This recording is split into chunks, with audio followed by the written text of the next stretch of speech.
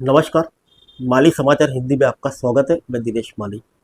महाराष्ट्र में लोकसभा चुनाव के लिए महाविकास आघाड़ी में सीटों का बंटवारा तय। जाने कौन सी सीट किसे मिली, आइए जानते हैं विस्तार से। महाराष्ट्र में महाविकास आघाड़ी ने लोकसभा चुनाव के लिए सीटों के बंटवारे का ऐलान कर दिया है। महाराष्ट्र में लोकसभा की 48 सीटें हैं। इनमें से उद्धव ठाकरे की शिवसेना बालासाहेब ठाकरे को 21, शरद पवार की राष्ट्रवादी कांग्रेस पार्टी शरद चंद्र पवार को 10 और कांग्रेस 17 सीटों पर अपने उम्मीदवार उतारेंगी।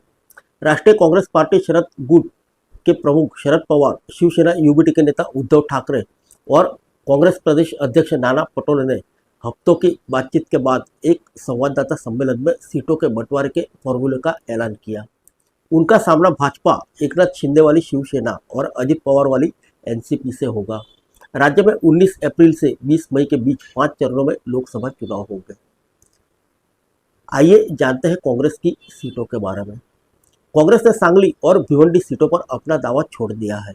अब सांगली सीट से शिवसेना यूबीटी और भिवंडी से एनसीपी शरद गुट चुनाव लड़ेगी। महाविकास आघाड़ी के घटक दल शिवसेना ने कहा कि गठबंधन का लक्ष्य भारतीय जनता पार्टी को हराना है। इस दौरान कांग्रेस ने कहा कि पार्टी ने गठबंधन की जीत सुनिश्चित करने के लिए बड़ा दिल दिखाने का फैसला किया है। आइए जानते हैं शिवसेना की सीटों के बारे में। दक्षिण मुंबई में शिवसेना यूबीटी कार्यालय शिवालय में एक संवाददाता सम्मेलन को संबोधित करते हुए राज्य के पूर्व मुख्यमंत्री उद्धव ठाकरे ने कहा कि सीट बंटवारे का समझौता हो गया है और गठबंधन का जीतना और भाजपा को हराना महत्वपूर्ण लक्ष्य है।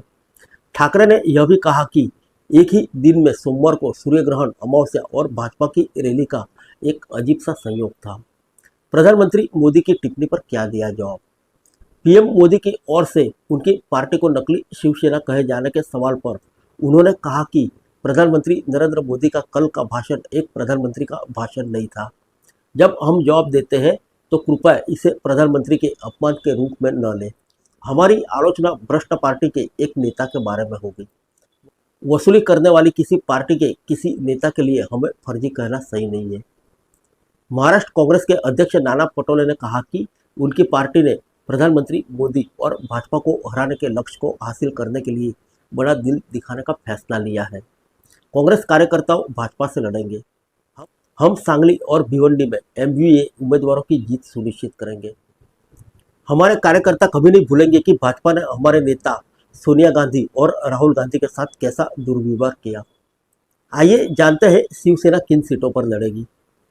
Jalgaon, Parbhani, Nashik, Palghar, Kalyan, Thane, Raigad, Maval, Osmanabad, Ratnagiri, Sindhudurg, Buldhana, Hatkanangle, Aurangabad, Shirdi, Sangli, Hingoli, Yavatmal, Washim, Mumbai south central, Mumbai north west और मुंबई नॉर्थ ईस्ट।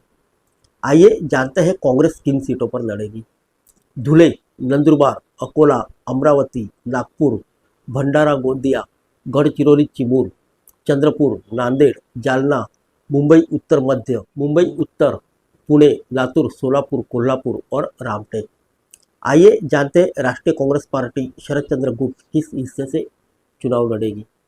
बारामती, शिरूर, सातारा, भिवंडी, डिंडोरी, माथा, रावेर, वर्धन, अहमदनगर दक्षिण और बीड़।